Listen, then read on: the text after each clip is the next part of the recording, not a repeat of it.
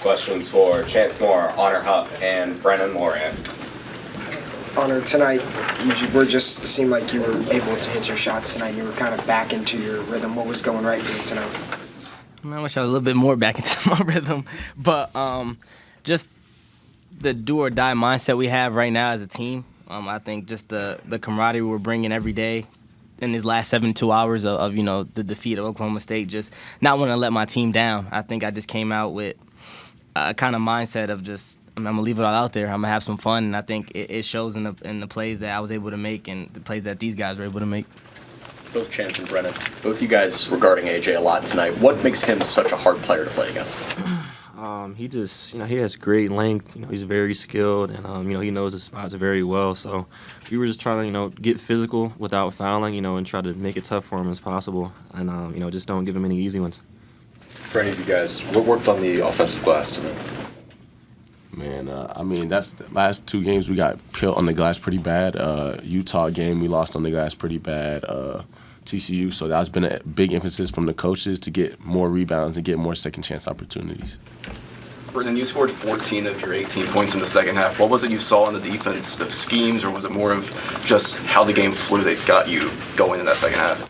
Definitely. It was definitely more the game, how the game went. Honor, Trey, they command a lot of off the ball screen, so a lot of times that leaves me open to get open layups, and it definitely just went my way this day. Brenen, early on, it seemed like you had good shots, but they weren't going in. How do you overcome that? How do you, prevent yourself from losing confidence when you missed your first 4 or 5, and generally it looked like just about every one was a high percentage look?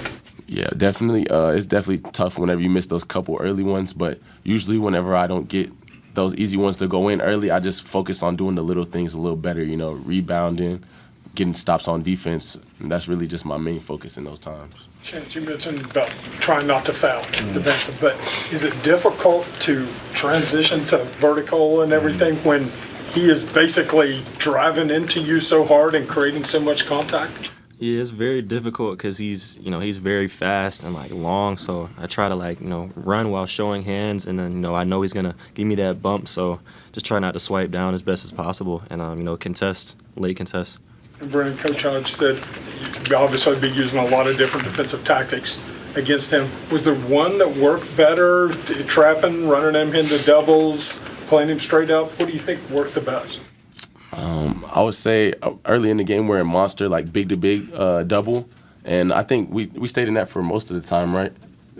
Most of the time that worked for most of the time, but I think we just got better this week at knowing when to go and when not to go. I think that was the biggest key.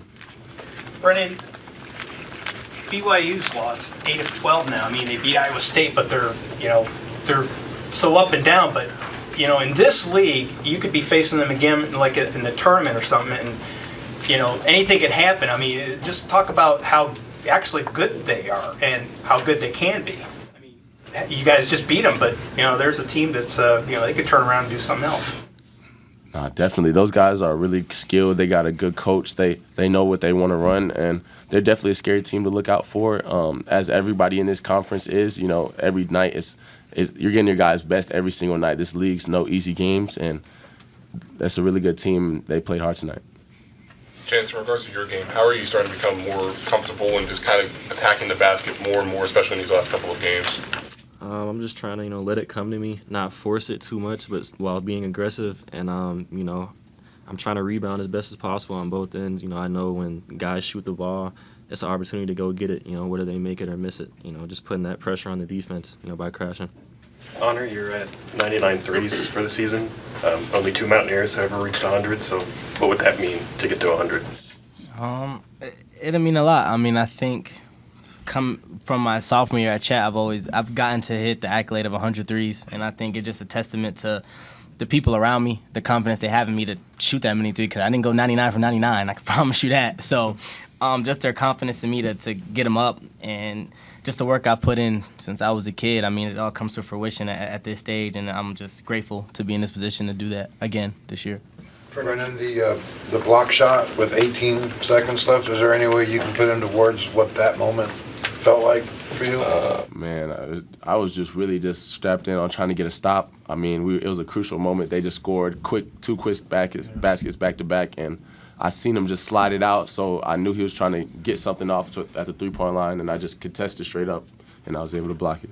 For either of you, you guys went 17 of 22 from the free throw line. How important were those free throws tonight? Very important. We've been trying to have a bigger emphasis on that. We've been working on it more at the end of practice rather, and just trying to lock in, put the work in, and it'll show.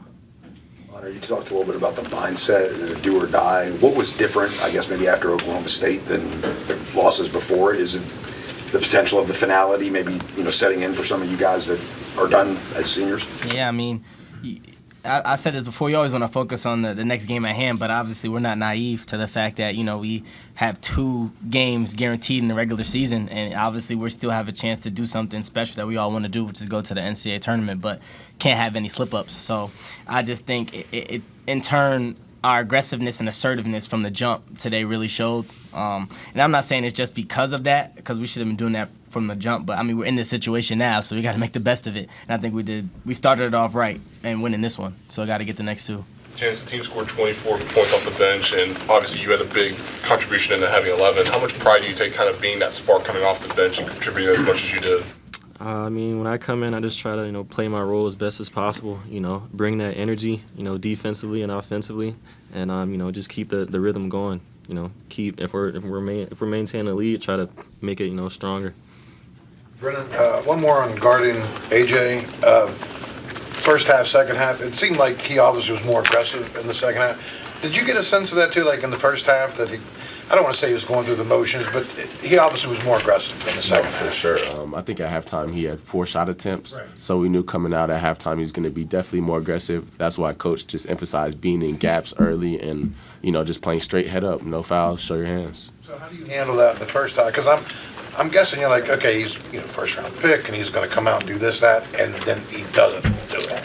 Does that catch you off guard? Nah, man. We played some really good players. Peterson, he had a slow start, but those guys, it doesn't take long for them to see a couple of shots go in and they catch a rhythm. So, it was never anything like that. Just keep our assignment on and keep playing defense. Go ahead. No secret that this team has had some long scoring droughts at times.